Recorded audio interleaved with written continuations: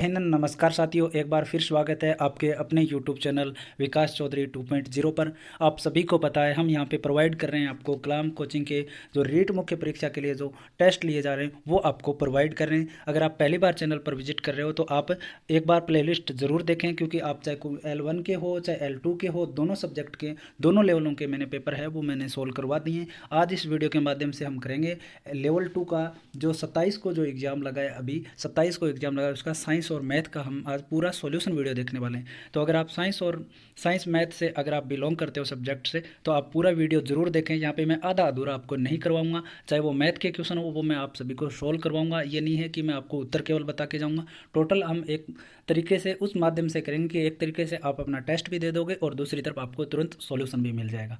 तो वीडियो को कंटिन्यू देखा करो पूरा अंत तक, और साथ ही साथ ज़्यादा से ज़्यादा अपने सहपाठियों के पास शेयर जरूर किया करो।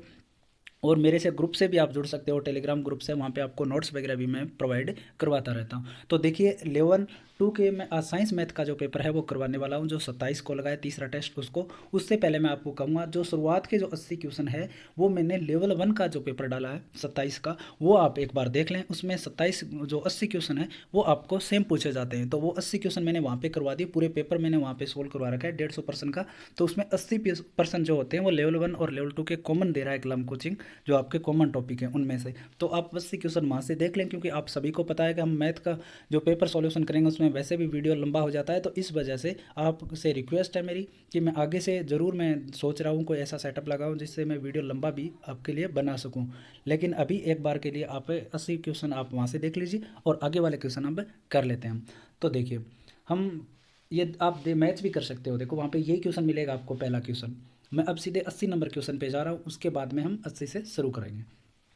तो देखिए 80 नंबर क्वेश्चन से अपने को पेपर शुरू करना है, और आपको 80 नंबर क्वेश्चन भी मैं दिखा दूंगा, आप मैच कर लेना। आपको ऐसा लगे कि मैं एक जैसा पेपर है वो कलाम कोचिंग ना दे रहा हूँ तो आप देख लीजिए एक बार। और उससे पहले आपसे रिक्वेस्ट है कि चैनल सब्सक्राइब जरूर करो और ज़्यादा से ज़्यादा शेयर जरूर कर दिया करो। अब देख लो, देखो 79 नंबर क्वेश्चन ये दे रखा है, वहाँ पे आप देख लेना। 78 नंबर क्वेश्चन ये दे रखा है, वहाँ पे आप निश्चित तौर पे देख लेना, आपको सेम मिलेंगे। अब देखिए हम पहले क्वेश्चन से शुरुआत कर लेते हैं अपने इस पेपर सॉल्यूशन के अंदर। तो देखिए अपना पहला जो प्रश्न आता है वो 81 नंबर प्रश्न अपने को दे रखा है। 81 नंबर हम पहले क्या करें, विज्ञान के जो साइंस के प्रश्न दे रखे हैं वो, उसके बाद में जो मैथ के आएंगे वो भी हम करते जाएंगे। तो इसमें तो सॉल्यूशन की कोई बात ही नहीं है, आपको सिर्फ उत्तर बताना है। तो उत्तर मैं आपको बता देता हूँ और मैथ के हम पूरा सॉल्यूशन कर लेंगे। तो निम्नलिखित में से कौन सी प्रक्रिया अम्ल अन्य से भिन्न है।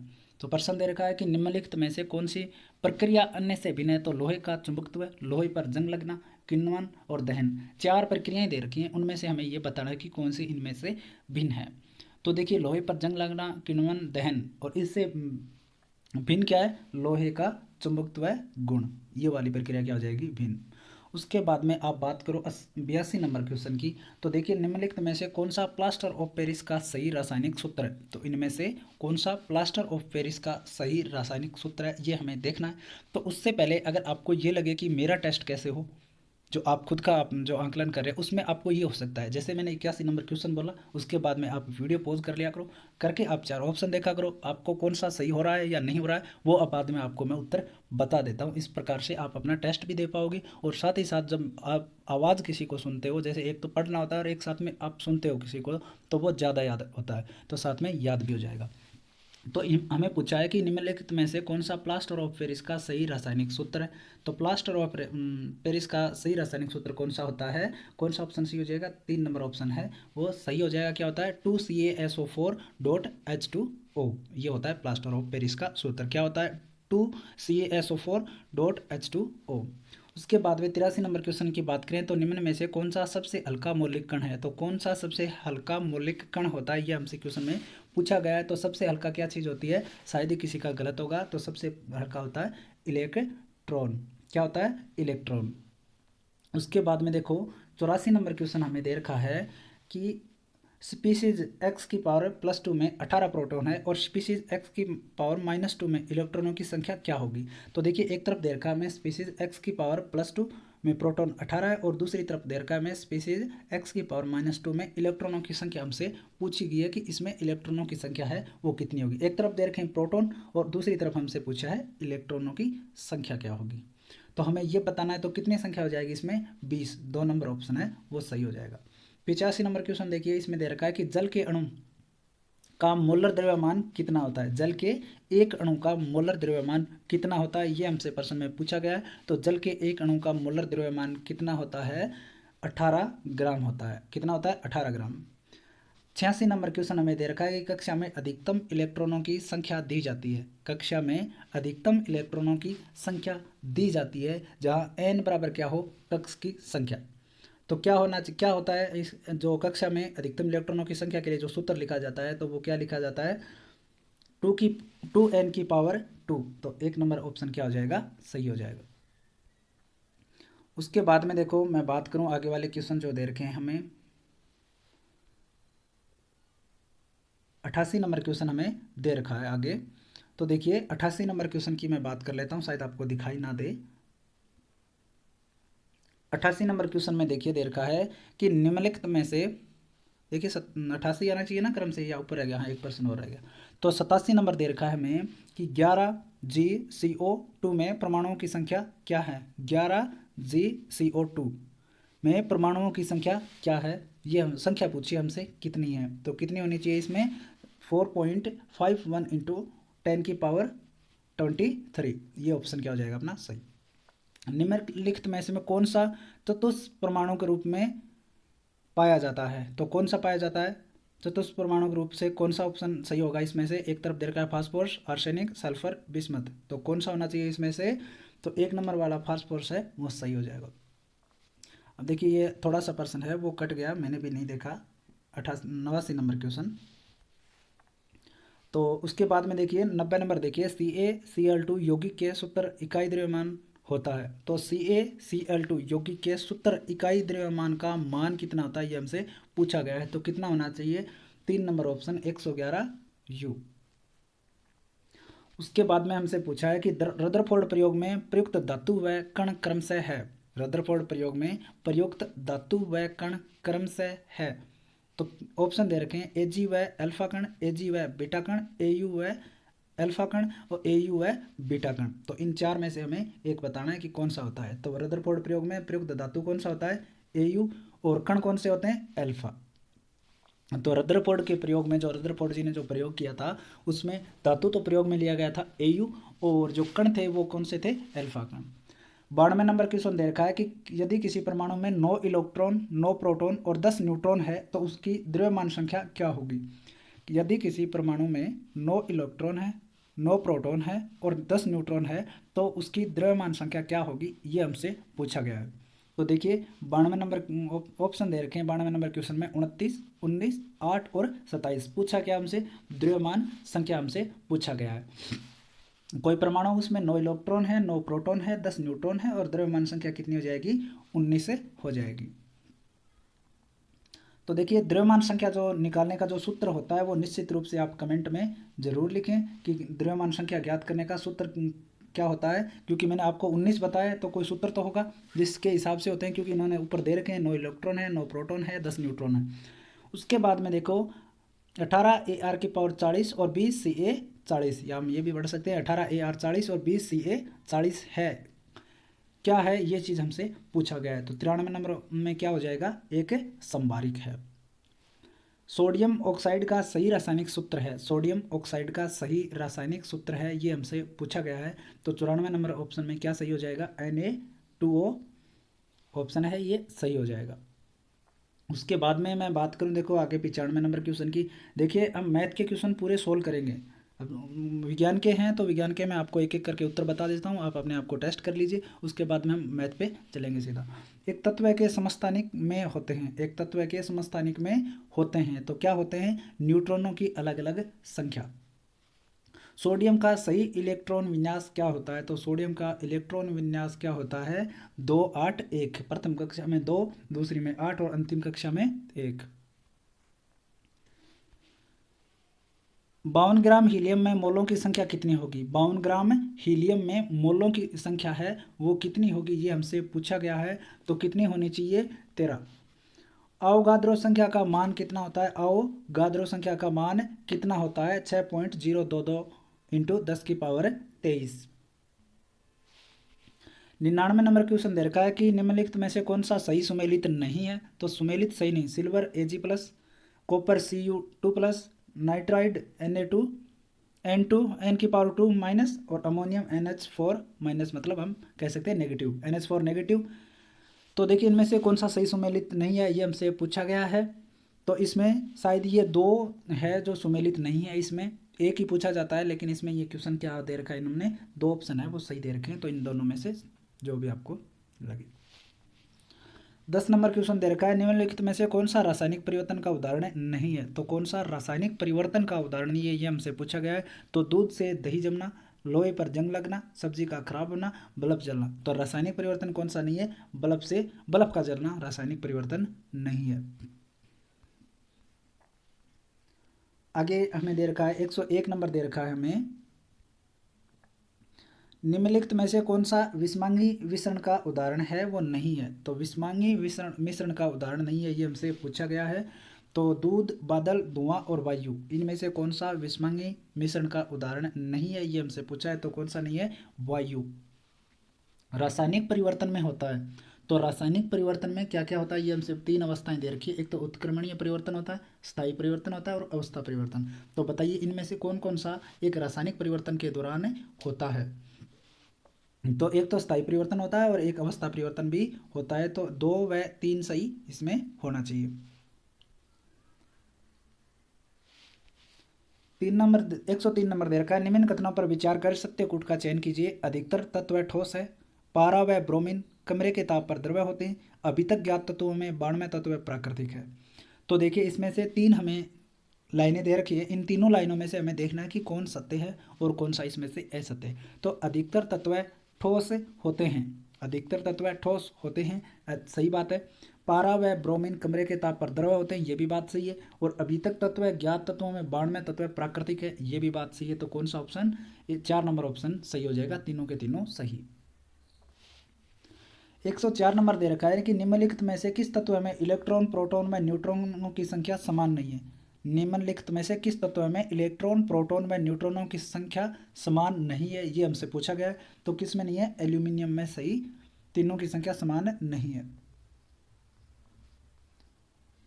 मैं 105 नंबर क्वेश्चन की बात करूं तो प्रश्न क्या दे रखा है, सूची 1 को सूची 2 से सम्मिलित करना। एक तरफ दे रखे हैं आविष्कार, दूसरी तरफ दे रखे हैं आविष्कारक दे रखे हैं। तो देखिए हम इसका उत्तर का चयन करना है कि एक तरफ दे रखा है न्यूट्रॉन, तो न्यूट्रॉन के आविष्कार कौन है, इलेक्ट्रॉन के, प्रोटॉन के और परमाणु नाभिक के। तो इनको हम एक एक को करके देख लेते हैं। तो न्यूट्रॉन के आविष्कार कौन है, जेम्स चैडविक। और इलेक्ट्रॉन के कौन है, जे थॉमसन। और प्रोटॉन के आविष्कार कौन है, ई गोल्डस्टीन। और परमाणु नाभिक के कौन है, ई रदरफोर्ड। तो कौन सा ऑप्शन सही हो जाएगा, 1 नंबर वाला सही हो जाएगा। उसके बाद में मैं देखो बात करूं, निम्न में से कौन सा सम्मिलित नहीं है। एक तरफ दे रखी है सूची 1 और एक तरफ दे रखी है सूची 2। तो AgNO3 एमिट स्याही, AgI कृत्रिम वर्षा, AgBr फोटोग्राफी और AgCI फोटोकॉपी। तो सुमेलित नहीं है वो हमें देखना है। तो कौन सा सुमेलित नहीं है, AgCI फोटोकॉपी, ये सुमेलित नहीं है।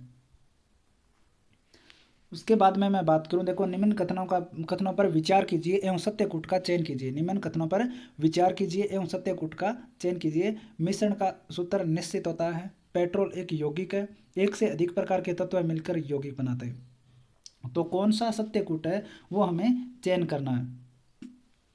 तो मिश्रण का सूत्र निश्चित होता है, गलत बात है। पेट्रोल एक यौगिक है, ये भी गलत बात है। और एक से अधिक प्रकार के तत्व मिलकर यौगिक बनाते हैं, ये बात बिल्कुल सही है। तो केवल 3 इसमें सही हो जाएगा। 108 नंबर क्वेश्चन पे हम चलते हैं अभी।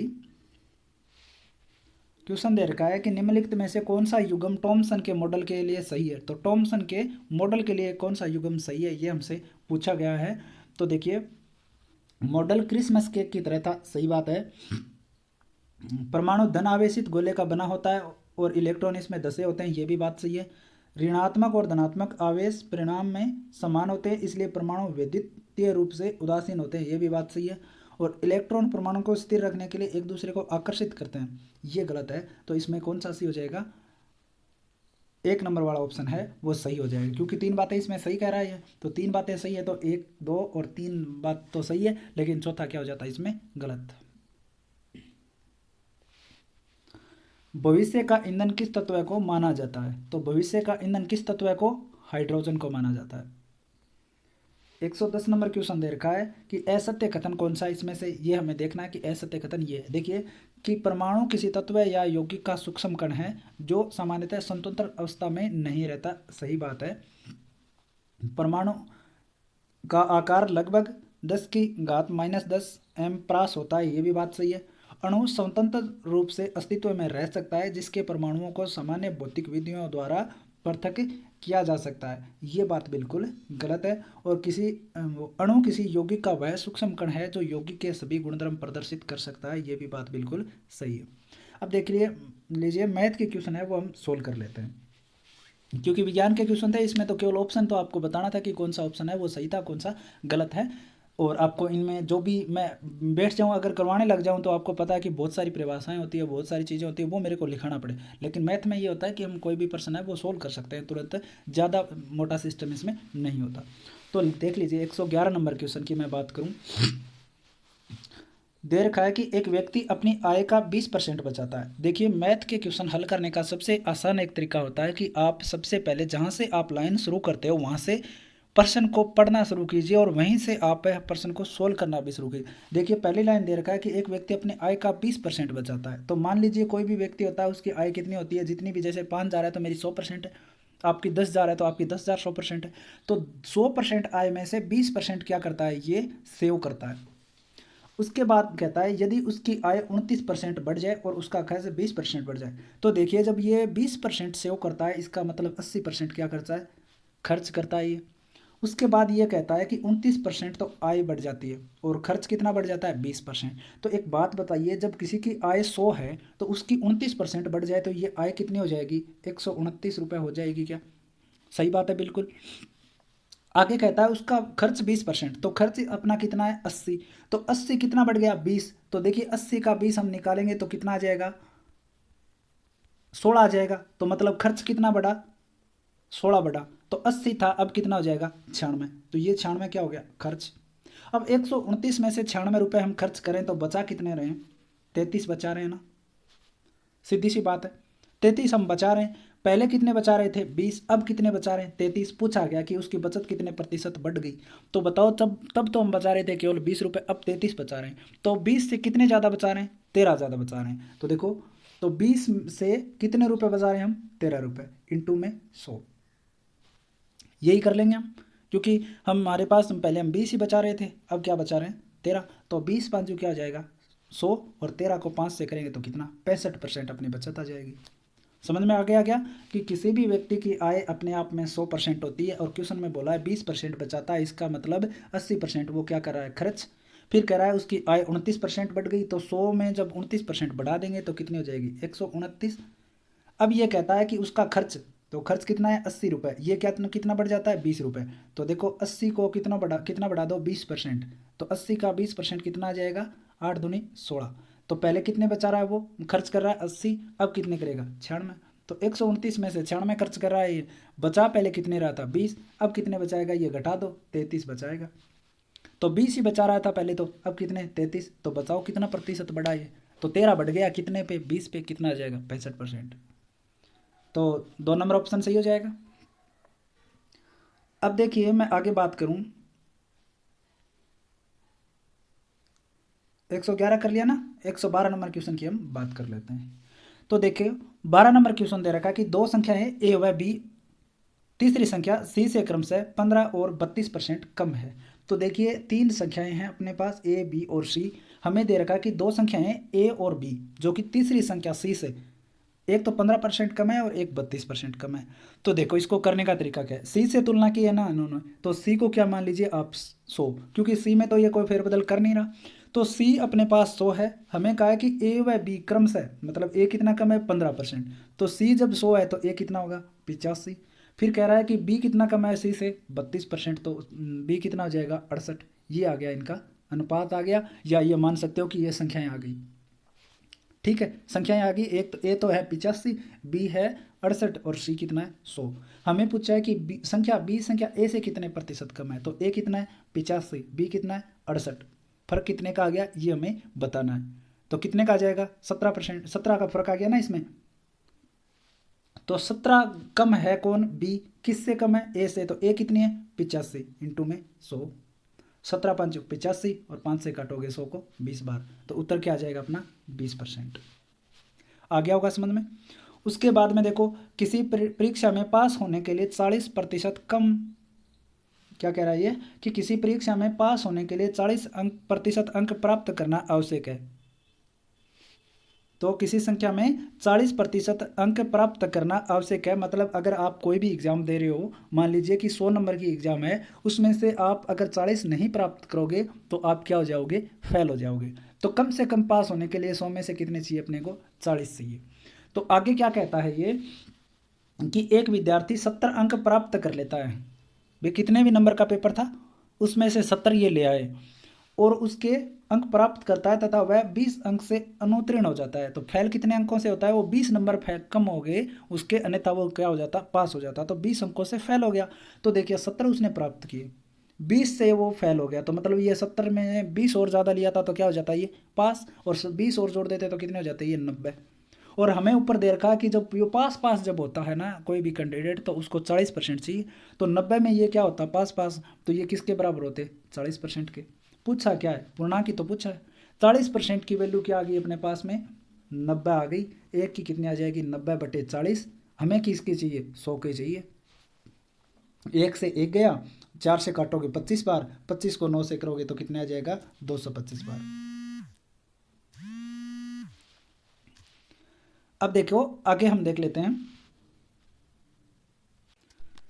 तो देखो आगे वाला क्वेश्चन दे रखा हमें कि एक कस्बे की जनसंख्या है वो 10,000 है, यदि पुरुष जनसंख्या 5% और महिलाओं की जनसंख्या 10% की वृद्धि हो तो जनसंख्या 10,800 हो जाएगी। तो कस्बे की महिलाओं की वर्तमान जनसंख्या कितनी है। तो देखो 10,000 जनसंख्या है कोई भी कस्बे में, और यदि पुरुष क्या बढ़ जाए 5% बढ़ जाए और महिलाएं 10% बढ़ जाए तो जनसंख्या कितनी हो जाए 10,800। तो कस्बे में वर्तमान में जो महिलाएं हैं ना, जो ये 10,000 वाली जनसंख्या, इसमें महिलाओं की संख्या हमसे पूछी गई है। तो देखिए ये क्वेश्चन आप ऑप्शन से करोगे तो आसानी से हो जाएगा। जैसे देखिए मैं आपको बताऊं, 114 नंबर क्वेश्चन की हमें बात कर रहे हैं। जैसे ये मैं मान लूँ कि वर्तमान में 6,000 महिलाएं हैं, मैं मान रहा हूँ एक तरीके से कि 6,000 महिलाएं हैं, तो बताओ पुरुष कितने हो जाएंगे 4,000, क्योंकि 10,000 तो टोटल ही है वर्तमान में। तो 6,000 जब महिलाएं हैं, इनमें क्या कर दूं मैं वृद्धि 10% की। तो देखो 10% की मैं वृद्धि कर दूं तो 6,000 का 10% निकालोगे कितने आ जाएंगे 600। फिर कहता है कि पुरुषों को 5% बढ़ा दो, तो वर्तमान पुरुष कितने हैं 4,000, इनका 5% निकाल के बढ़ा देंगे तो कितना कर देंगे 40 5 200, तो टोटल कितने बढ़ेंगे ये 800। और हमें क्वेश्चन में भी क्या बताया कि 800 ही बढ़े। तो देखो दोनों चीज़ें मैच हो गई ना, कि 6,000 महिलाएं हैं वर्तमान में और 4,000 पुरुष हैं, टोटल मिला के 10,000 दोनों हैं। और अगर इनमें महिलाओं को क्या बढ़ा दें 10%, मतलब 6,000 को 10% और बढ़ा दें 600 आ जाएगा, और 4,000 का क्या बढ़ा दें 5% और बढ़ा दो 200 आ जाएगा, टोटल कितने बढ़ जाएंगे 800। तो ये 10,000 की जनसंख्या कितनी हो जाएगी 10,800। आ गया होगा समझ में। उसके बाद में देखो मैं बात करूं 115 नंबर क्वेश्चन की, कि कोई भी संख्या है उसके 60% में अगर हम 36 जोड़ दें तो वही संख्या प्राप्त होगी। तो संख्या कौन सी है, देखिए कोई भी संख्या हम ले लें, देखो जैसे x कोई संख्या है उसके 60% में क्या जोड़ दें 36, तो क्या प्राप्त होता है हमें x ही वापस प्राप्त हो जाता है। ये हमसे पूछा गया। तो देखो इसमें कोई मैं सोल्व करके बताऊं, ये वाली कोई नौबत आनी चाहिए क्या। आपको क्या करना है x इंटू 60/100 प्लस में 36 बराबर x, इसको सोल्व कर लेना है और सोल्व करोगे तो जो उत्तर आएगा वो आपका बन जाएगा। या आप ऑप्शन से भी कर सकते हो। ऑप्शन से देखो जैसे मैं क्या कर लूँ कि x बराबर क्या मान लूँ 90 मान लूँ। मैं देखो थोड़ा कोशिश कर रहा हूँ कि टाइम भी बचे। तो देखो 90 मैंने x मान लिया, तो 90 का 60% निकालूँ मैं, 90 का 60% कितना आ गया 54। और फिर कहता हूँ मैं कि 36 जोड़ दूँ तो वही संख्या 54 और 36 कितने 90, तो क्या 90 प्राप्त हो गया ना वापस। तो यही है प्रश्न में पूछ रहा है, तो 3 नंबर ऑप्शन सही हो जाएगा। उसके बाद में ये 116 नंबर क्वेश्चन कहता है कि यदि ए की ऊंचाई बी की तुलना में 25% कम है, तो क्या कह रहा है ए और बी दो हैं, उनमें ए की ऊंचाई है वो बी की तुलना में कितनी कम है 25% कम। तो तुलना किससे की गई है बी से, तो बी क्या होना चाहिए स्थिर, तो बी की क्या है 100, तो ए की कितनी हो जाएगी 75। अब पूछा है कि बी की ऊंचाई ए की तुलना में कितने प्रतिशत अधिक है, ये हमसे पूछा है।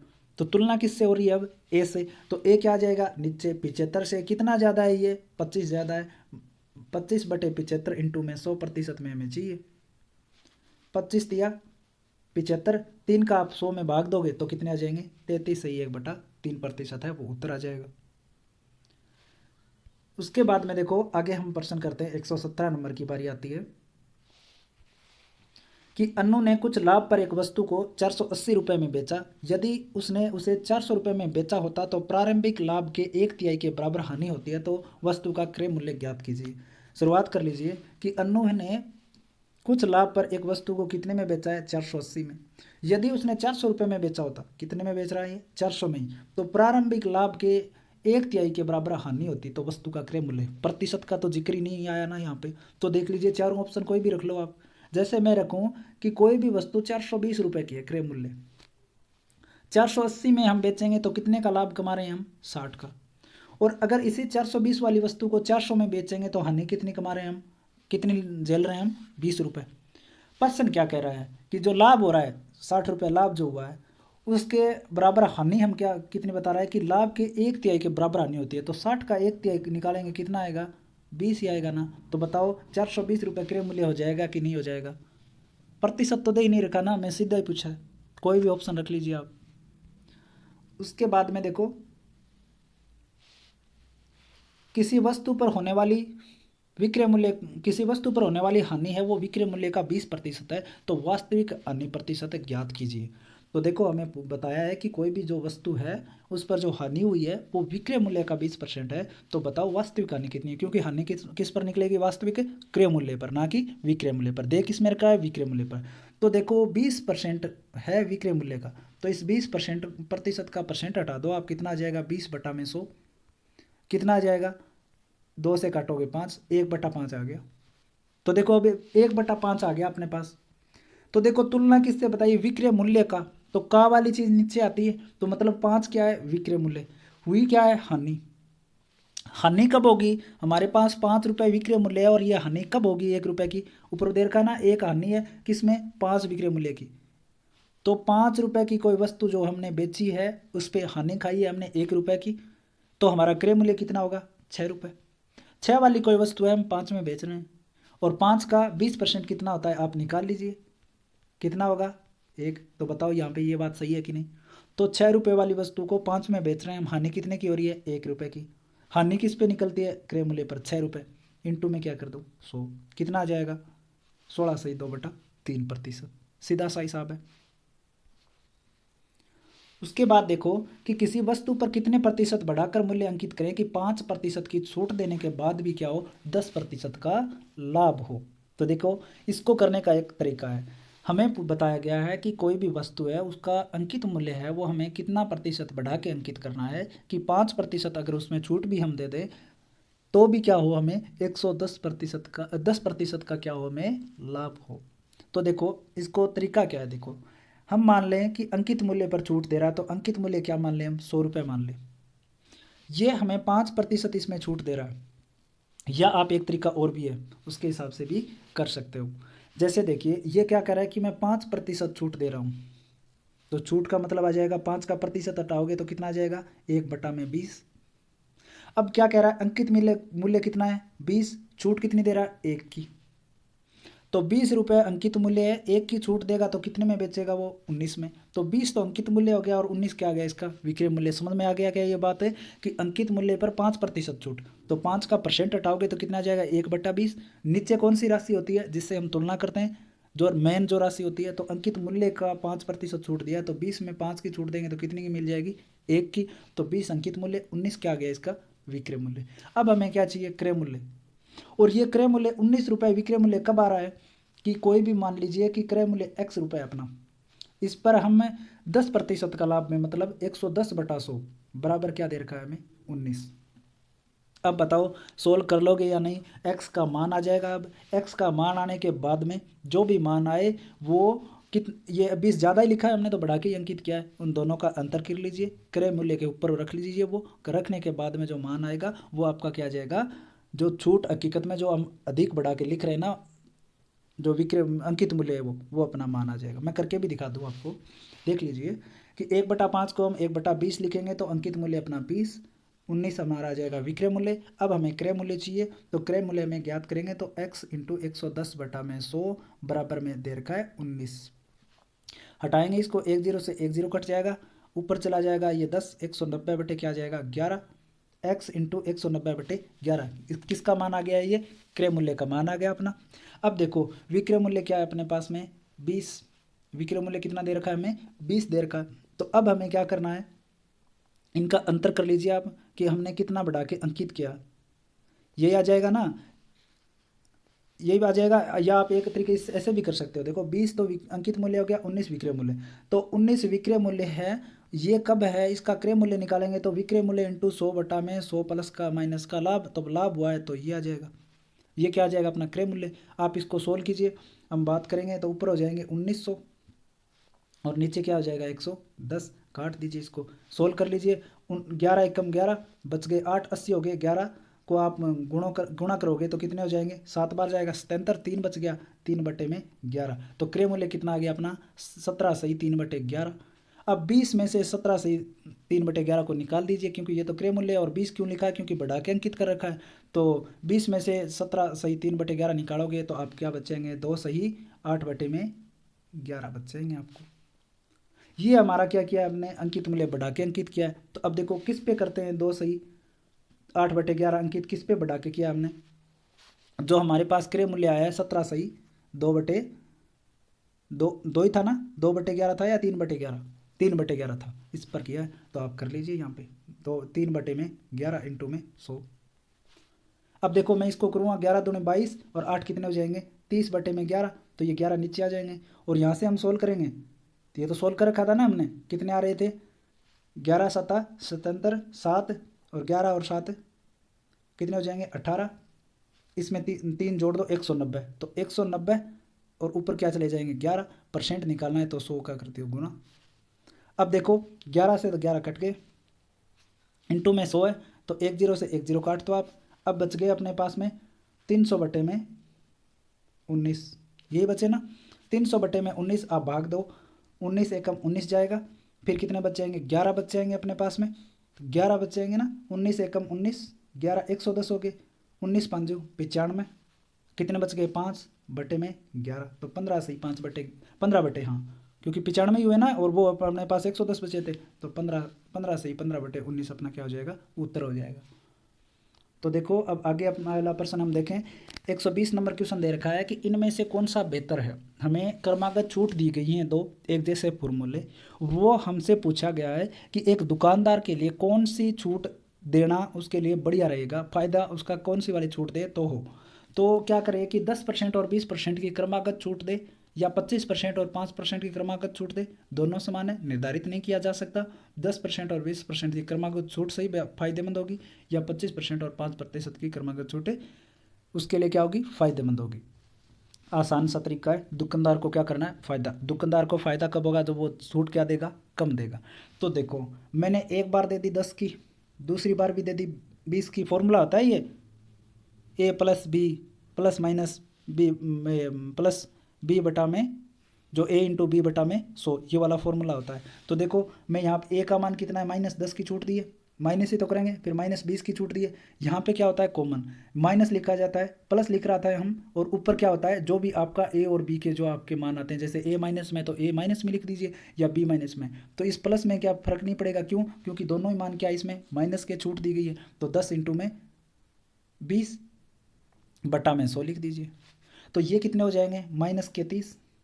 अब देखो यहाँ पे कितना आ जाएगा प्लस 2 से 2 आप काट दो, कितना आ जाएगा 2, छूट कितनी देनी पड़ेगी आपको -28% की छूट देनी पड़ेगी इस फॉर्मूले में। ये आप छूट दोगे ना कोई भी दुकानदार को तो 28% की क्या देनी पड़ेगी छूट। अब हम क्या निकाल लेते हैं 25% और 5% की क्रमागत छूट, 25 मैंने दे दी फिर 5 की दे दी, यहाँ पे प्लस दोनों के माइनस में है ना -25 तो 25 इंटू 5 बटा में क्या आ जाएगा 100, 25 चौका 100, 4 का भाग 5 में दोगे तो 1 बार जाएगा और फिर 2 बार और फिर 5 बार। ये कितने हो गए -30, प्लस में कितना आ जाएगा 1.75, निकाल लो ये कितना आ जाएगा 28.25, ये वाला। तो बताओ अब दुकानदार के लिए कौन सा फायदेमंद होगा, और ग्राहक के लिए कौन सा फायदेमंद होगा? तो दुकानदार के लिए तो फायदेमंद तब हो जब क्या हो, छूट कम दे। और ग्राहक के लिए फायदेमंद कब होगा? जब छूट उसको ज़्यादा मिले।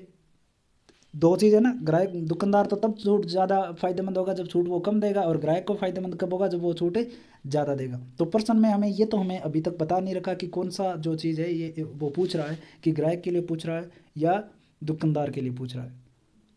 तो दोनों ही नहीं पूछा, हमें ऑप्शन दे रखा है 10% और 20% क्रमागत छूट, तो कॉमन तो दिया नहीं, तो ये भी उत्तर बन सकता है। 28% की छूट ही दी है इसने। दुकानदार के लिए तो फायदेमंद ही है, लेकिन ग्राहक के लिए फायदेमंद कौन सा है? ये वाला। क्यों? क्योंकि छूट इसमें क्या मिल रही है? 0.75 ज़्यादा मिल रही है। आ गई बात समझ में? उसके बाद में देखो हम बात कर लेते हैं 121 नंबर क्वेश्चन की, कि किसी वस्तु को 15% लाभ पर 200 किसी वस्तु को 15% लाभ पर 230 रुपये में बेचा गया, उसे 210 रुपये में बेचने पर होने वाला लाभ प्रतिशत ज्ञात करो। सीधी सी चीज़ दे रखी है, देखो 230 रुपये विक्रय मूल्य है, और क्रय मूल्य निकालेंगे 100 बटा में 15% लाभ पर ना, तो ये क्रय मूल्य आ जाएगा। क्रय मूल्य आने के बाद में आपको क्या करना है? जो भी क्रय मूल्य आए उसको आप तुलना कर लो 210 रुपये में बेचने पर, तो आपका उत्तर आ जाएगा। ठीक है, तो इसमें मैं उत्तर आपको बता देता हूँ। देखो सारी चीज़ें मैं करवाने लग गया तो फिर बहुत हो जाएगा, तो 3 नंबर क्या हो जाएगा अपना? सही हो जाएगा। क्रय मूल्य आ जाएगा ना यहाँ से, विक्रय मूल्य इंटू 100 बटा 100 प्लस माइनस लाभ या हानि, क्रय मूल्य आ जाएगा। और दूसरा विक्रय मूल्य 210 दे रखा है। उसके बाद में दे रखा है कि एक एक्स वस्तुओं का क्रय मूल्य 48 वस्तुओं के विक्रय मूल्य के बराबर है, यदि लाभ 25% हो तो एक्स का मान। कोई भी एक्स वस्तुएं हैं उन पर जो क्रय मूल्य जो है एक्स वस्तुओं का, वो 48 वस्तुओं के विक्रय मूल्य के बराबर दे रखा है। और जब ये होता है तो उससे क्या होता है कि 25% का लाभ होता है। क्या दे रखा है? 25% का लाभ अगर उसे प्राप्त करना हो तो बताओ वो कितनी जो वस्तुएं हैं उनका विक्रय मूल्य है वो 48 के बराबर चल जाए। जैसे देखो कि एक्स वस्तुओं का क्रय मूल्य की हम बात करें ना, तो वो है 48 वस्तुएं के विक्रय मूल्य के। अब ये कह रहा है कि 48 ही वस्तुएं बेचो आप। अगर आप 48 वस्तुएं बेचकर आपको लाभ प्राप्त करना है, तो आप कितनी वस्तुओं की जगह 48 बेच रहे हो ये हमें बताना है। ठीक है, तो देखो 48 वस्तुएं बेचने पर क्या प्राप्त कर रहा है ये? 25% का लाभ। तो 48 इंटू 25 बटा 100, 4 काट दो आप, इंटू में क्या कर दो, 4 एकम 4, 12 आ गया। तो 48 में 12 जोड़ दो, कितनी आ जाएंगी? 60। मतलब 60 वस्तुओं का जो क्रय मूल्य है ना, 60 वस्तुओं का जो क्रय मूल्य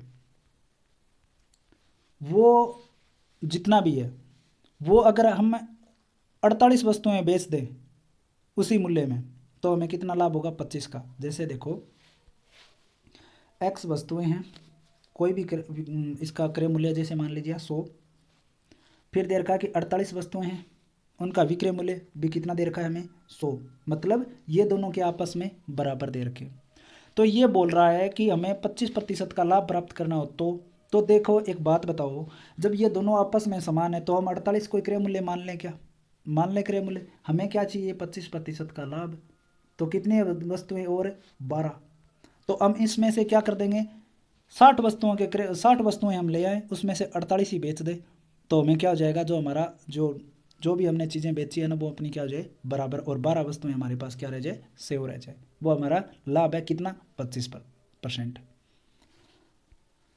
उसके बाद में देखिए, एक व्यक्ति ने 1 रुपये में 10 संतरे बेचता है तो 30% का लाभ कमाता है। तो बताओ उसने 1 रुपये में कितने संतरे बेचे होंगे? तो देख लो सीधी सी बात है, इसमें 10 संतरे बेचता है तो 30% का लाभ कमाता है। तो देखो 30% दे रखा है ना, हटा दो इसका परसेंट, 30 बटा में 100 कितना आ जाएगा? 3 बटा में 10। लाभ किस पर होता है? क्रय मूल्य पर होता है कि नहीं? तो 10 तो क्या हो गया? क्रय मूल्य। लाभ कितना कमा रहा है? 3 का, तो 13 हो गया। कहता है कि 1 रुपये में कितने संतरे खरीदे थे? तो कितने खरीदे?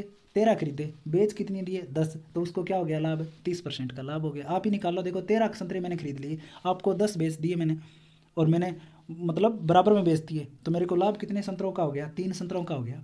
हो गया कि नहीं? तो ये वाली संख्या अपनी आ जाएगी।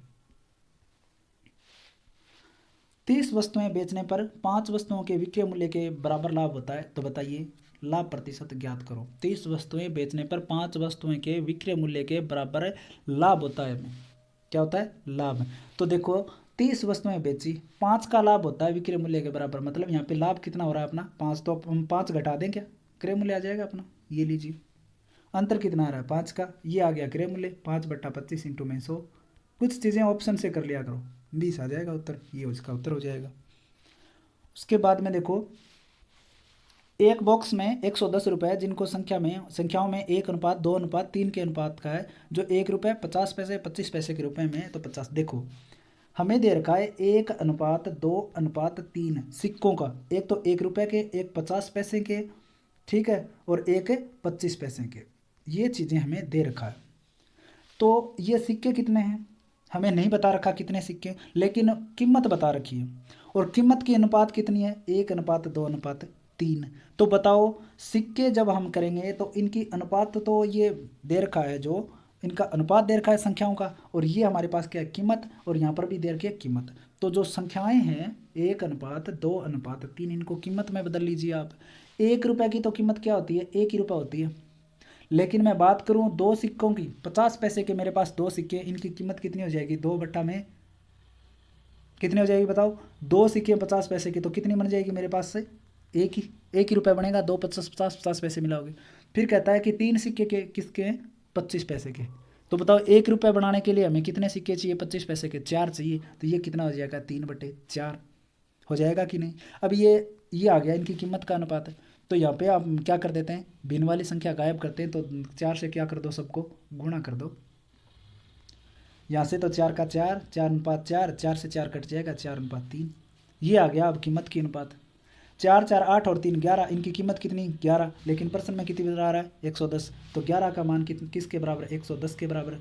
तो 1 का मान कितना आ जाएगा 10। कीमत आ गई 1 रुपये कितने रुपए 40, 50 पैसे कितने रुपए 40, और 25 पैसे कितने रुपए 40। ये अपने पास 30, ये वैल्यू आ गई। देखो 40 40 80 और 30 110। अब हमारे पास 50 पैसों की 40 रुपये हैं अपने पास। सिक्के कितने हो जाएंगे 40 रुपये में 50 पैसे की, 2 से गुणा कर दो, कितने आ जाएंगे 80 सिक्के आ जाएंगे। सीधी सी बात है, कोई अलग करना ही नहीं, 1 नंबर क्या हो जाएगा सही। फिर देखो हम बात करें, हमें दे रखा है कि A+B अनुपात B+C प्लस A बराबर दे रखा है 7:6:5, और A+B+C बराबर 27। तो हमें पूछा 1/A अनुपात 1/B अनुपात 1/C, ये हमसे पूछा गया है। तो देखो आप सभी को पता है, मेरे पास डिजिटल बोर्ड होता तो ये मैं करके आपको दिखा देता, लेकिन यहाँ पे मैं मोबाइल पे करने बैठूँ तो ना तो आपको समझ में आएगा ये प्रश्न, और ना मैं करवाने में समर्थ हो पाऊंगा, क्योंकि मैं समझा नहीं पाऊंगा आपको, स्क्रीन पे आएगा नहीं, और नहीं आएगा तो आपको समझ में भी नहीं आएगा, तो उसका कोई मतलब भी नहीं। तो मैं आपको उत्तर बता देता हूँ, इसको कर लेना। आपको जो भी आपको सर्व समीकरण हैं वो याद हैं तो आपको आसानी से कर लोगे। तो 126 में उत्तर आ जाएगा 4:3:6। 127 नंबर क्वेश्चन की मैं बात करूँ कि 10,000 रुपये की धनराशि पर 5 पैसे प्रति रुपये प्रति माह की दर से 6 माह का साधारण ब्याज। देखो 10,000 रुपये, 5 पैसे प्रति रुपये का ब्याज है, प्रतिशत दर आ गई 5 पैसे। 6 महीने का पूछा है तो ये लो 6 महीने का, प्रति माह दे रखा है तो प्रति माह के हिसाब से ब्याज रुपये ले रहा है, तो 6 बार हिसाब करना पड़ेगा इनको। तो 6 हमने गुणा कर दिया, बटा में 100 आ गया, कर दो 6 5 30, कितना आ जाएगा ब्याज 3,000 रुपये। उत्तर कौन सा, 3 नंबर। उसके बाद देखो, कोई राशि 5% वार्षिक साधारण ब्याज की दर पर 3 वर्ष में 230 रुपये हो जाती है, तो वह राशि ज्ञात करो। साधारण ब्याज ही तो कब बोला है हमें कि कोई भी राशि है वो 3 वर्ष में 230 हो जाती है, तो वह राशि ज्ञात करो। अब देखो इनमें से कोई भी ऑप्शन उठा लो, उसकी मूल राशि मान लो। अब जैसे मैं मान लूँ कि 200 रुपये है मूल राशि, कितनी 200 रुपये मूल राशि मैंने मान लिया इन चारों ऑप्शन में से। 200 रुपये मेरे पास मूलधन है, 5% साधारण ब्याज है, और 3 वर्ष का समय। तो देखो कितना आ जाएगा ब्याज, 5 या 15, 15 दूनी 30, 3 साल में ब्याज 200 में 30 जोड़ूंगा, राशि कितनी 230। सही आ गया उत्तर अपना, ये लो मैच हो गया। उसके बाद में मैं बात करूं, देखो A/B 2:3, A/C 10:21, B/C पूछा है। देखो हमें दे रखा है A/B 2:3 दे रखा है, तो बताओ मैं B/A लिख दूं 3:2, कोई दिक्कत है क्या। A/C दे रखा है हमें, A/C दे रखा है 10:21। तो तरीका यही है, 3 को 10 से गुणा करोगे 30 आ जाएगा, फिर 10 को 2 से करोगे 20 आ जाएगा, फिर 21 को 2 से करोगे 42 आ जाएगा। यहाँ पे तो B है, यहाँ पे A है, और यहाँ पे क्या है C। B/C पूछा है। अब इनको काट लो, 15 हो जाएंगे, 10 हो जाएंगे और 21 हो जाएंगे। अब B कितना है 15, C कितना है 21, तो 15:21 और कर लो, कम कर लो काट के, 3 5 15 और 3 7 21, 5:7। देख लो 1 नंबर ऑप्शन सही हो जाएगा। देखो यदि 686 रुपये को 4 भागों में विभाजित किया जाए जिनके अनुपात 1/2, 2/3, 3/4, तो पहला भाग सबसे आसान क्वेश्चन है, आप कर ही लोगे। देखो 686 रुपये को 1/2 अनुपात 2/3 अनुपात 3/4 में बांटना है। भिन्न को हटा दो, तो भिन्न को हटाने के लिए कौन सी ऐसी संख्या से सभी को गुणा करें कि 2 और 3 दोनों हट जाए। 6 से गुणा कर दूँ तो देखो 6 इंटू में 6, 6 और 6 सभी को गुणा कर दो। 2 से 3 बार तो 3/3 से 6 को काटूंगा तो 2 बार 3 दूनी 2 दूनी 4, फिर 3 को 6 से 18, फिर 3 को 6 को 4 से 6 चौके 24। ये लो मान आ गया अपना, सभी को जोड़ दो 686 के बराबर रख दो और अलग अलग अनुपात से मान निकाल लो। उत्तर बताऊं क्या कौन सा, इसमें उत्तर बता देता हूं मैं आपको। 130 नंबर के अंदर उत्तर बता दूं आपको मैं, आ रहा है ये 42 रुपये। किन्हीं दो संख्याओं के मध्य अनुपात 2:3 है, दोनों संख्याओं में 4 जोड़ने पर अनुपात 7:10 हो जाता है, तो संख्याओं का अंतर ज्ञात करो। दो संख्याओं का अनुपात दे रखा है 2:3, उन दोनों में 4 4 जोड़ने तो 7:10 हो जाता है। तो देखो 2x/3x नहीं लिख सकते क्या इस अनुपात को, दोनों में 4 जोड़ना है मुझे, तो क्या हो जाएगा 7/10। वज्र गुणा कर लो दोनों को, x का मान आ जाएगा, x का मान आते ही आपका ये वाला आ जाएगा। मतलब करके ही दिखा देता हूँ फिर आपको, करके नहीं दिखाया। 2x प्लस में 4 बटा में 3x प्लस में 4 बराबर में 7/10। 10 से गुणा करोगे 20x और 40 बराबर में आ जाएगा 7 या 21 x प्लस 28। ये 20 इधर ले जाओ x आ जाएगा और ये 28 40 में से घटाओगे 12 आ जाएगा। x का मान कितना आ गया 12। हमें क्या चाहिए संख्याओं का अंतर, तो देखो x का मान हमारे पास 12 आ गया, तो 2x और 3x था ना, तो ये तो कितनी हो जाएगा 24 और ये कितनी हो जाएगी 36। अंतर देख लो कितना आ रहा है 12 का, उत्तर सही हो जाएगा। उसके बाद देखो 0.16 और 0.64 का मध्य अनुपाती कितना है, तो मध्य अनुपाती पूछा है, तो देखो 0.16 अनुपात x समानुपात x अनुपात कितना आ जाएगा 0.64। ये लो मध्य वाली संख्या का गुणनफल और बाह्य संख्याओं का गुणनफल x की स्क्वायर बराबर कितना आ जाएगा 0.64 इंटू में 0.16। दोनों के पॉइंट हटा दो, 100 इंटू में 100 हट जाएंगे। x की स्क्वायर बराबर है, x बराबर निकाल लो तो 64 का तो 8 हो जाएगा, 16 का 4 हो जाएगा और बटा में 100 इंटू 100 है तो 10 इंटू 10 हो जाएगा। ये लो मान आ गया 64 ऊपर, तो 8 चौका 32 हो गया, नीचे में 100 है तो पॉइंट लगा दो, दोनों जीरो हटा के पॉइंट 32 उत्तर आ जाएगा, दो ऑप्शन सही हो जाएगा। उसके बाद में देखो 133 नंबर प्रश्न अपने को देख लीजिए। 133 में क्या दे रखा है कि एक निश्चित साधारण ब्याज की दर पर उधार दी गई राशि 2 वर्ष में बढ़कर 720 और अगले 5 वर्ष में बढ़कर 1020 हो जाती है। तो राशि सबसे आसान क्वेश्चन है, अगर आप पढ़ोगे तो 2 वर्ष में कितनी हो रही है 720 हो रही है। आगे फिर क्या कहता है 5 साल और लग जाते हैं, ठीक है, तो ये कितनी हो जाती है फिर बढ़कर 1020। ये लो इन दोनों में अंतर कितना है 5 साल का, तो 5 साल में देखो ब्याज कितना करेंगे कि 720 रुपये से 5 साल इसको ब्याज पर दिया हमने तो कितने बने 1020, तो अंतर कितना है इसका 300। तो ये 300 किसका अंतर है ब्याज का, तो 5 साल में है ये, तो 1 साल का कितना आ जाएगा 60 रुपये, मतलब 1 रुपये का 60 रुपये ब्याज लगता है। ये 2 वर्ष में कितनी हुई थी 720, तो 2 वर्ष का ब्याज कितना आएगा 1 का 60 2 का 120, तो मूलधन कितना था 600 रुपये। बिल्कुल आसान सा क्वेश्चन है, तो 600 रुपये इसका क्या हो जाएगा उत्तर हो जाएगा। उसके बाद में देखो 134 नंबर क्वेश्चन देख लेते हैं। 6000 रुपये की राशि 2 व्यक्तियों में इस प्रकार दी गई कि पहले व्यक्ति को 5% वार्षिक ब्याज की दर पर और दूसरे व्यक्ति को 10% वार्षिक ब्याज की दर पर दी गई। 1 वर्ष बाद दोनों से प्राप्त कुल ब्याज 400 है, तो पहले व्यक्ति को दी गई राशि कितनी है। आसान सा क्वेश्चन है।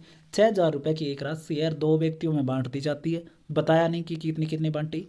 एक को तो 5% ब्याज की दर पर दे दिया और दूसरी को 10% दे दिया और ब्याज के रूप में कुल मिले 400 रुपये।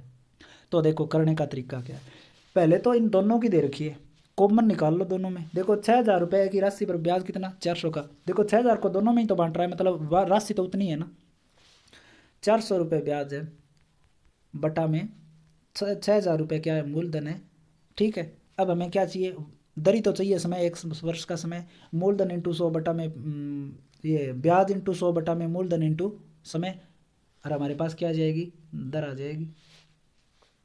2 से 2 काट दो, 1 से 1 कट जाएगा और आप काटोगे 20/3। 20/3 को क्या लिख सकते हो आप 3 छक्का 18, 2 बटा में 3, ये आ गई कॉमन ब्याज रेट। अब देखो कॉमन अपने पास आ गई, कॉमन क्या आ गई, ब्याज दर अपने पास आ गई। एक तो तरफ दे रखा है 5% की और एक दूसरी तरफ दे रखा है 10% की, और कॉमन अपने पास कितनी आई है, 6 सही 2/3 आ रही है। इसको घटा दो, एक को घटा दो, एक को जोड़ दो, दोनों का अनुपात आ जाएगा, 6000 के बराबर रख दो। और उत्तर आपको बता देता हूँ, या आप ऑप्शन से भी कर सकते हो। क्या कर सकते हो, ऑप्शन से भी कर सकते हो। देखो मैं मान लूँ कोई भी ऑप्शन उठा लेता हूँ आपको, जैसे 4000 रुपये दे रखी है पहले व्यक्ति को, पहले व्यक्ति को कितना दे दिया, 4000 रुपये। ये 5% की दर पर ब्याज में दे देता है 1 साल के लिए, तो ब्याज कितना आ जाएगा इसका, 500 के 20 200 रुपये। फिर 4000 अगर एक को दे दी तो दूसरे को कितनी देगा, ये 2000 देगा, क्योंकि 6000 तो टोटल ही है। ये लो 2000 रुपये दे दिए, कितनी दर पर दे रहा है, 10% की दर पर 1 साल के लिए, तो ये लो 200 रुपये इसके आगे। तो टोटल ब्याज कितना, 400, कितना बता रहा है, 400। सही बात है, एक को 4000 दे दिए, एक को 2000 दे दिए। उसके बाद में कह रहा है कि किसी राशि का साधारण ब्याज जो है वो मूलधन का 1/16 गुना है तथा दर व समय का संख्यात्मक मान बराबर है, तो प्रतिशत ज्ञात करो। कि कोई भी राशि उसका साधारण ब्याज है वो मूलधन का 1/16 गुना है, तो दर व समय का संख्यात्मक मान बराबर है, तो प्रतिशत ज्ञात करो। तो देखो इसमें सीधे से दे रखा है कि 1/16 गुना है मूलधन का, तो मूलधन इसमें कितना है, 16। ब्याज कितना मिल रहा है हमें, 1 ब्याज मिल रहा है। ब्याज कितना मिल रहा है, 1। जैसे आप मान लो कोई भी संख्या मान लीजिए आप, एक्स मूलधन है, 1 साल के लिए समय दिया जाता है। देखो दर और समय का संख्यात्मक मान बराबर है, कितना भी होगा हमें क्या, जैसे मैंने मान लिया कि साधारण ब्याज मूलधन का 1/16 गुना है, जैसे एक्स मैंने मान लिया, और ये कह रहा है दर और समय दोनों बराबर है, तो देखो एक्स वाई इंटू वाई बट्टा में 100। देखो पी आर रेट और ये टी समय, पी गुणा आर गुणा टी।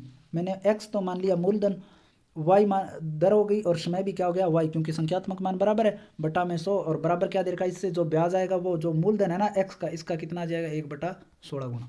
यही तो दे रखा है प्रश्न में। तो इस एक्स से ये एक्स काट दो, यहाँ पे क्या बचा, वाई स्क्वेयर, और ये 100 क्या चला जाएगा उधर ऊपर है, बटा में 16। वाई स्क्वेयर बराबर है, तो वाई बराबर निकाल लो आप, कितना आ जाएगा, 10 का, तो 100 का आ जाएगा 10, और 16 का आ जाएगा 4।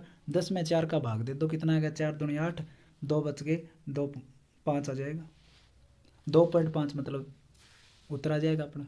कोई भी दिक्कत वाली बात है कि अगर आप प्रश्न के हिसाब से चलोगे तो कोई दिक्कत नहीं होगी।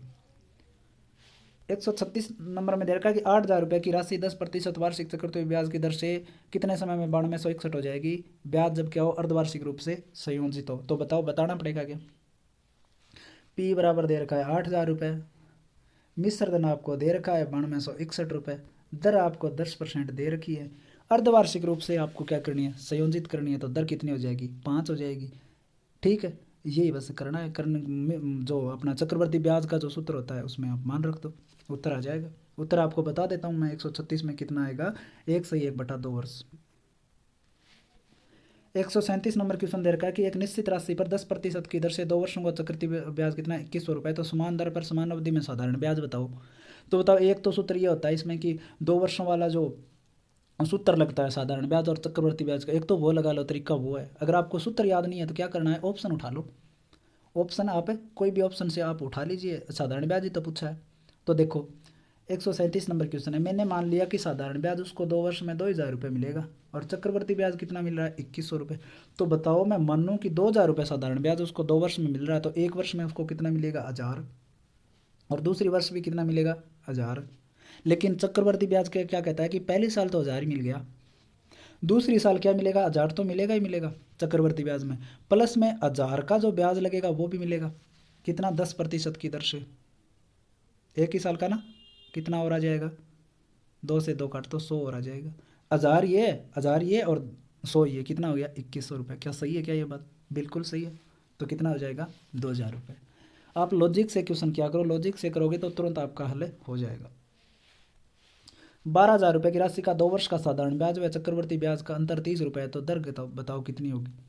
तो बताओ, अब ये क्वेश्चन मैं आपको करवाऊँ, सूत्र में रखना है, ये सूत्र में रखने वाले सूत्र में जो सवाल होते हैं वो मैं क्या करवाऊँ आपको, सूत्र में रख लीजिए। 2 वर्ष का साधारण ब्याज और चक्रवर्ती ब्याज का जब अंतर दिया हो तो हमें दर ज्ञात करने का सूत्र क्या होता है, उस सूत्र में रखिए, आपका तुरंत हल हो जाएगा। आपको मूलधन दे रखा है, समय दे रखा है, अंतर दे रखा है। तो 138 में उत्तर बता देता हूँ कितना आएगा, 5% आएगी। 139 नंबर आता है कि 13,500 रुपये की राशि 20% वार्षिक चक्रवृद्धि ब्याज पर 6 माह में कितनी हो जाएगी यदि ब्याज क्या हो त्रैमासिक रूप से संयोजित हो। 13,500 रुपये की राशि दे रखी है, 20% वार्षिक चक्रवृद्धि ब्याज की दर है, 6 महीने का टाइम है, ब्याज त्रैमासिक करना है। त्रैमासिक का मतलब क्या करना है, दर को चौथा भाग कर दो और समय को क्या कर दो 4 से गुणा कर दो, उत्तर निकाल लो। उत्तर बता देता हूँ कितने आएंगे, 14,883.75। देखो कैलकुलेशन हो जाएगी इसमें। कोई राशि निश्चित चक्रवृद्धि ब्याज की दर से 14 वर्ष में 9 गुणी हो जाती है, तो बताओ उसी दर से कितने समय में 27 गुना हो जाएगी।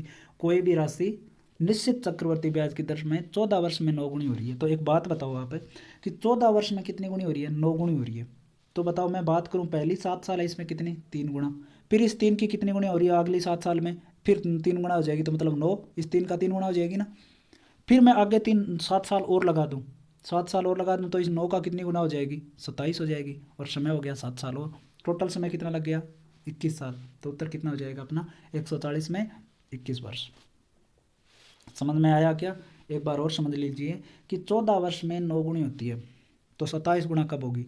तो बताओ 7 साल में तो मैं हो जाए ये राशि 3 गुना, एक थी ये राशि, 7 साल निकले तो कितनी होगी 3 गुना, फिर 7 साल और निकले तो 3 गुना तो और होगी, तो कितनी हो जाएगी 9 गुना, फिर 7 साल और निकल जाएँ तो इस 9 की ओर क्या आ जाएगी 3 गुना, तो उत्तर कितना आ गया 7 7 14 7 21। अब देखो आगे वाले प्रश्न बचे शिक्षण विधियों की। पाठ्य योजना प्राप्त की जाने वाली उपलब्धियों के कथनों और विशिष्ट तरीकों को प्रदान किया गया एक शीर्षक है, जिसके द्वारा शिक्षक के मार्गदर्शन में दैनिक क्रियाओं के परिणाम स्वरूप उन्हें प्राप्त किया जाता है। यह कथन किसके द्वारा कहा गया था, तो किसके द्वारा कहा गया था, ये N.L. बोसिंग द्वारा कहा गया था। इकाई उपागम किस मनोविज्ञान पर आधारित है, इकाई उपागम किस मनोविज्ञान पर आधारित है, ये हमसे पूछा गया है। तो किस मनोविज्ञान पर, गेस्टाल्ट मनोविज्ञान पर। 43 नंबर क्वेश्चन हमें दे रखा है कि एक ऐसी पाठ्य योजना उपागम जो गणित शिक्षण संबंधी कौशलों के विकास एवं व्यवहार में परिमार्जन हेतु 5 से 10 मिनट की अवधि का 5 से 7 छात्र अध्यापकों के समक्ष प्रस्तुत करने के लिए बनाया जाता है, कहलाता है। तो क्या कहलाएगा, सूक्ष्म शिक्षण उपागम कहलाएगा। 144 नंबर है, निम्नांकित में से कौन सा अनुदेशनात्मक उद्देश्य लेखन का उपागम नहीं है। निम्नांकित में से कौन सा अनुदेशनात्मक उद्देश्य लेखन का उपागम नहीं है, ये हमसे पूछा गया। तो 144 में कौन सा नहीं है, NIPD उपागम। गणित शिक्षण के दौरान उत्पन्न होने वाली समस्याओं का प्रमुख कारण, गणित शिक्षण के दौरान उत्पन्न होने वाली समस्याओं का प्रमुख कारण हमसे पूछा गया कि कौन सा नहीं है। तो कौन सा नहीं है इसमें, कक्षा का भौतिक वातावरण, शिक्षण प्रक्रिया में मूर्त वस्तुओं का प्रयोग न करना, उपयुक्त मूल्यांकन पद्धति का अभाव। तो इसमें तो कौन सा हो जाएगा, उपरोक्त सभी। कक्षा का भौतिक वातावरण शिक्षण प्रक्रिया में बाधा उत्पन्न कर सकता है, निम्न में से कौन सी समस्या कक्षा के भौतिक वातावरण से संबंधित नहीं है। भौतिक वातावरण से संबंधित कौन सी समस्या नहीं है, ये हमसे पूछा गया 146 नंबर के अंदर। तो कौन सी नहीं है, बच्चों की अनियमित उपस्थिति। बच्चों में गणित के प्रति डर या भय का कारण है, बच्चों में डर के जो गणित के प्रति जो डर और भय है उसका कारण क्या है, तो क्या कारण है, गणित की संचय प्रकृति, प्रतीकात्मक भाषा का प्रभुत्व है और भारतीय शिक्षा में संरचनात्मक समस्याएं, उपरोक्त सभी। 148 नंबर है कि गणित पाठ्यचर्या में जो समझने से ज़्यादा जोर विधियों और सूत्रों के ज्ञान को देती है वह चिंता व निराशा को बढ़ाती है। ऐसी पाठ्यचर्या होनहार विद्यार्थियों के लिए भी निराशाजनक है, क्योंकि उपरोक्त सभी तथ्यात्मक और गहराई नहीं प्रदान करती, अभिप्रेरणा का न्यूनतम उपयोग करती है, समझ व तर्क क्षमता का उपयुक्त अभ्यास नहीं हो पाता। उसके बाद में हमें दे रखा है 149 नंबर क्वेश्चन, गणित शिक्षण में शिक्षक की अपर्याप्त तैयारी से संबंधित समस्या कौन सी है। तो अपर्याप्त तैयारी की जो समस्या है वो कौन सी है, पाठ्य पुस्तक केंद्रित अध्यापन विद्या अपनाना, सतत परीक्षण कार्यक्रम का अभाव, औपचारिक गणित को बच्चों के अनुभवात्मक अधिगम से नहीं जोड़ पाना, उपयुक्त सभी। हर्बर्ट की पंचपदीय पाठ्य योजना के पद प्रस्तावना या तैयारी से संबंधित नहीं है, तो कौन सा नहीं है, पूर्व ज्ञान एवं नवीन ज्ञान में तुलना। तो आज के लिए इतना ही, मैंने पूरा पेपर आपको सॉल्व करवाया, अंत तक जरूर आपने देखा होगा और ज़्यादा से ज़्यादा शेयर किया करो, ऐसे ही वीडियो में आप और लेके आता रहूँगा। धन्यवाद।